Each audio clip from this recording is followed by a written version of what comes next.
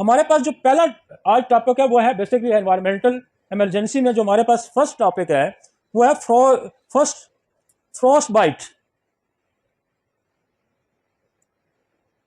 Frost bite occur when tissue super cooled to well below 0 degree centigrade.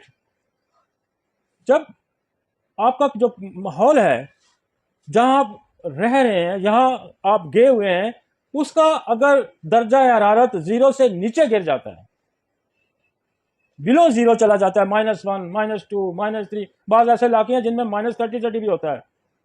कुछ हमारे जैसे हमारे ऊपर जो इलाके हैं, शुमाली इलाका जाते हैं, जैसे सियाचिन है, नीचे K2 है, इसके बेस कैंप के एरिया जो हैं, यहाँ -डिग्री से नीचे टेम्परेचर आ जाता है। Ice crystal form inside the cell and macrovascular thrombosis further compromise tissue viability. तो वो क्या होता है कि जो खून है आपका वो जम जाता है, कि एक आपका बॉडी का एक टेम्परेचर है, उस टेम्परेचर को जब आप मेंटेन नहीं रखेंगे कि तो जब नीचे चले जाएंगे तो वो ब्लड वेसल्स के अंदर जम जाएगा और टिश्यू जो है उनके अंदर जैसे बर्फ या क्रिस्टल बनने शुरू हो जाएंगे। जैसे बर्फ फ्रॉस्ट होता है ना, बर्फ जमना शुरू हो जाएगी ना, ये आपका ब्लड जो अंदर आपका जो फ्लूइड है ये क्रिस्टल की शक्ल इख्तियार कर लेगा। उससे क्या होगा कि आपकी टिश्यू की जो मूवमेंट है वो रुक जाएगी।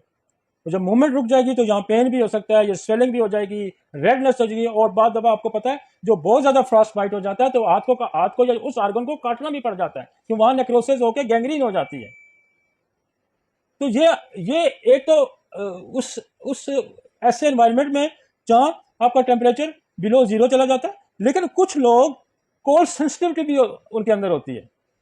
जब सर्दियों का मौसम आता है तो हमारे यहाँ जो इन शहरों में जहां -0 भी नहीं जाता, 2, 3, 4 टेम्परेचर होता है, उनको चिल बैलेंस हो जाते हैं। लेकिन ये सब लोगों को नहीं होता। ये जो बात कर रहा है ये बिलो जब जाएगा तो वहां जो भी बंदा जाएगा उसको फ्रॉस्ट बाइट हो जाएगा। तो लिहाजा जो हाई एल्टीट्यूड में लोग जाते हैं या क्लाइंबिंग करते हैं या जो पहाड़ों पे जो 7000 फुट की बुलंदी पे या 8000 फुट की बुलंदी पे जाते हैं तो उस पे फिर वो ग्लव्स उस किस्म के होते हैं जो एनवायरमेंटल ग्लव्स होते हैं, आप पूरी बॉडी को कवर करके जाते हैं ताकि कोई हिस्सा, अक्सर आपने देखा होगा कि हमारे लोग जो ऊपर जाते हैं पहाड़ों पे क्लाइंबिंग करते हैं या पहाड़ों पे या चोटियां सर करते हैं, या हमारे फौजी जो हाई उस पे रहते हैं उनके फ्रॉस्ट बाइट हो जाता है और अक्सर उनके हाथ कोई ऑर्गन जो है ना काटे भी जाते हैं। तो ये बड़ी इमरजेंसी है। इस इमरजेंसी को होम्योपैथिक बड़ा अच्छा तरीके से डील करती है और ये हमें समझना चाहिए। और फ्रॉस्ट बाइट के केस भी आपके पास आएंगे, लेकिन उससे मिलते जुलते हमारे पास चिल ब्लैंक्स के केस आते हैं जो हमारे नॉर्मल सिटीज के अंदर भी जब सर्दियों का मौसम होता है जो कोल्ड सेंसिटिविटी उनके अंदर होती है तो उनके जो देखते होंगे कि ये स्वेलिंग, आंखों में खारिश शुरू हो जाएगी, स्वेलिंग हो जाएगी, जिसको हम चिल ब्लैंक्स कहते हैं। तो फ्रॉस्ट बाइट का मतलब है कि जो बर्फ जैसी जिस्म के कुछ ऑर्गन जो एक्सपोज होते हैं वहां क्रिस्टल जमना शुरू हो जाते हैं, इसको फ्रॉस्ट बाइट कहते हैं। Frostnip refer to the superficial freezing injury, इसको हम सुपरफिशियल इंजरी भी कहते हैं, manifested with the transient numbness and tingling and the resolve after the rewarming. No tissue destruction occur in frosting stage or injury. लेकिन अगर आप इसको वक्त पे उसको वार्म कर लेते हैं, टाइमली आप उसको कवर कर लेते हैं तो आप उससे उस सिचुएशन से बच सकते हैं। अब हमारे पास इसकी जो बड़ी दवाई है वो है गैरिकस। गैरिकस जो है वो आपकी चिल बैलेंस में भी इस्तेमाल होती है और गैरिकस जो है, गैरिकस जो इसकी लाइन है जी, उसको मेडिसिन कहाँ पे है। गैरिकस जो है वो आपकी चिल बैलेंस में भी काम करेगी, फ्रॉस्ट बाइट में, कि इसके अंदर बहुत ज्यादा दर्जे की ठंडक पाई जाती है। ये जो दवाई है ये प्रूविंग के दौरान हुआ कि इसने जब इस दवाई का इस्तेमाल हुआ तो इसने बहुत ज्यादा जिस्म के अंदर वो कैफियत पैदा की थी जो कि फ्रॉस्ट बाइट के अंदर होती है।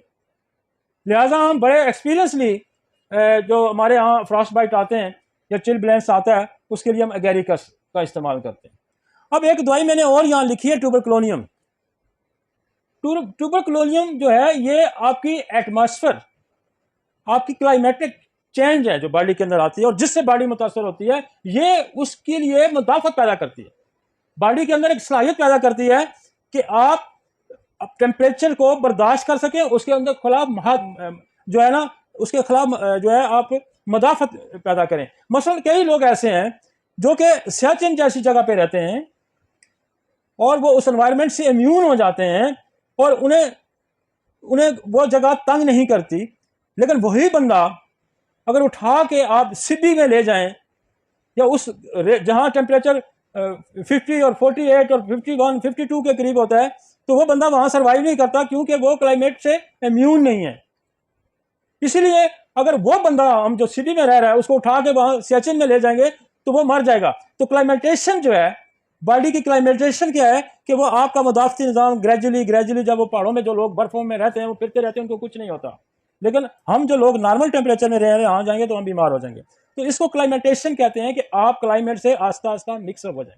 तो इंसान के अंदर खुदा ने इतनी पावर रखी है कि वो हर मौसम के अंदर सर्वाइव करने की सलाहियत रखता है, लेकिन उसको उससे इम्यून होना पड़ता है, उससे उस जगह से क्लाइमेट होना पड़ता है।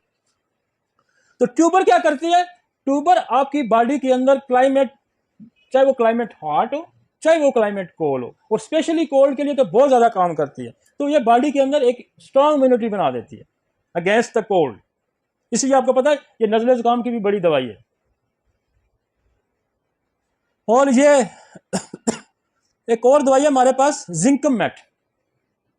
जिंकम मेट के अंदर भी बड़ी सलाहियत पाई जाती है कि ये जो है बॉडी की जो रुख है, जो उसका जो बॉडी के अंदर कोल्ड सप्रेशन कर रहा है, दबा रहा है क्लाइमेट, ये उस क्लाइमेट को रोकेगी। इसकी जो फिलोसफी है जिंकम मेट की, ये चीजों को अंदर से बाहर की तरफ धकेलती है और जो चीजें बाहर से अंदर आ रही हैं उनको रोकती है। मतलब हम स्किन में इसको देते हैं कि अगर स्किन में कोई इरेप्शन हो जाती है तो वो इरेप्शन जब दब के किसी वाइटल ऑर्गन पे जाती है तो इसको वापस बाहर फेंकती है। तो ये ध्यान में रखें कि जो फॉरेन क्लाइमेट की चेंज बॉडी के अंदर आ रही है ये उसको रेजिस्ट करवाएगी आपको और उसको रोकेगी। दोनों में फर्क है। वो जो अंदर सर्दी या बहुत ज्यादा लो टेम्परेचर हो गया गैरिकस, उसको हाई करेगी, ये बाहर से अंदर जाने को रोकेगी। और ट्यूबरक्लोनियम क्या करेगी? रेजिस्टेंस पैदा कराएगी बॉडी के अंदर। एक बूस्टर के तौर पे इस्तेमाल होगा कि जैसे कोई भी क्राइसिस होता है तो आप हेल्पर आ जाते हैं, आपको हेल्प आउट करते हैं, आपको पकड़ के बाहर ले जाते हैं। तो ये ट्यूबरक्लोनियम जो है बॉडी के अंदर एक रेजिस्टेंस पैदा करने की। एक दवाई और है, हमने यहां लिखी है हेलोडर्मा। अब हेलोडर्मा जो है ये बड़ी जबरदस्त दवाई है। हेलोडर्मा के अंदर वो कहता है इसके नस के अंदर सर्दी भरी होती है और इतनी सर्दी भरी होती है कि वो जो इतनी इसको चिल लगती है, इतनी सर्दी इसको लगती है कि ये घर के अंदर सुराख देखता रहता है कि कहीं कोई सुराख तो नहीं है जहां से हवा आ रही है, मैं उसको बंद करूं। इसके अंदर इतनी सर्दी पाई जाती है हेलोडर्मा के अंदर। और ये समझता है कि मैं बर्फ में पड़ा हूं, पूरे जिस्म को मैं समझता है कि बर्फ में पड़ा हूं। तो ये वाइटैलिटी को हाई करती है और ये उस एल्टीट्यूड में नहीं करेगा। ये तो यहां टेम्परेचर अगर 30 भी है तो उसमें भी अपने आप को सर्दी महसूस करेगा। तो एलोडर्मा ये है कि वो जो फ्रॉस्ट बाइट वाले को हम देंगे तो उसके अंदर बड़ी तेजी से एनर्जी पैदा करेगा और वो हीट लेवल ज्यादा पैदा कर देगा और आपको उस क्राइसिस से बाहर निकाल देगा। अब कुछ दवाइयां ऐसी हैं जैसे सिलेशिया, गर्मी में भी सर्दी महसूस करता है। कैप्सिकम हमारी एक दवाई है जो कि मैंने गर्मियों में जून जुलाई में लोग कंबल ओढ़े होते हैं और चूल्हे के पास बैठे होते हैं। अब सर्दी वाली दवाइयां और बहुत हैं, लेकिन हमने टॉप पे जो दवाइयां रखी हैं जो स्पेशली फ्रॉस्ट बाइट करती हैं, जो बर्फ की सर्दी जो है वो मुतासर होते हैं, उसमें गैरिकस है, उसमें जिंकम है, उसमें ट्यूबरक्लोनियम है, हेलोडर्मा, ये 4 दवाइयां टॉप पे हैं। उसके बाद मैंने कहा ब्राटेनम है, आर्सेनिक है, बोरेक्स है, कैंथरस है, कार्बोवेज है, फेरमफास है, पेट्रोलियम की हमेशा जो स्किन की डिजीज होगी जैसे उसको सोराइसिस है, उसको क्रैक्स पड़ते हैं, ये भी चिलब्रेंस की दवाई है। इनकी अक्सर सर्दियों में जो है फुट रॉड हो जाता है, सर्दी से इनकी स्किन पे क्रैक्स आ जाते हैं, तो वहां पेट्रोलियम काम करेगी। ये सोराइसिस में भी काम करती है। फेरमफास है, फास्फोरस है, आपकी पल्साटीला है। पल्साटीला का वही रोल है, हालांकि पल्साटीला जो है वो बड़ी गर्म मजाज दवा है। पल्साटीला बड़ी गर्म मजाज दवा है, लेकिन इसका रुख भी अंदर से बाहर की तरफ है, ये चीजों को बाहर से प्रोटेक्ट भी करती है, ये चीजों को बाहर से प्रोटेक्ट भी करती है। इसी तरह सिलेशिया, मैंने आपको कहा सिलेशिया वाला भी जो है वो अगर उसको वो तो सख्त गर्मी में भी कंबल ओढ़ के सोया होता है, तो चाहे आप उसको जब आप लेके चले जाएं बिलो 0 टेम्परेचर में तो फिर उसका क्या हाल होगा। तो वो जो है एक नॉर्मल बंदे से जल्दी उसके अंदर पकड़ा जाएगा। एक नॉर्मल बंदे से, एक नॉर्मल टेम्परेचर वाले बंदे से, जो जिसको गर्मी लगती है, इसको तो गर्मी में भी सर्दी लगती है, तो इसको वाकई जब आप सर्दी में ले जाएंगे तो इसका तो बुरा हाल हो जाएगा। इसी तरह रस्ट टक्स वाला जो है वो हमेशा सर्द मौसम में, बरसाती मौसम में ये तकलीफ उठाता है। तो ये हमने पहले दर्जे की दवाइयां ऊपर रखी हैं, सेकंड दर्जे की भी हमने दवाइयां नीचे, जैसे टेरीबेंथीना है, टैम है, टैमस है, ये वो दवाइयां हैं, कैप्सिकम भी ऊपर जिक्र हो गया। ये सारी दवाइयां सर्द मजाज हैं।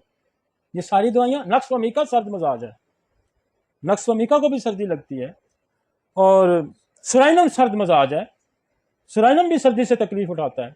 तो आप क्या करते हैं, सुराइनम एंटीसोरिक है, सल्फर भी एंटीसोरिक है।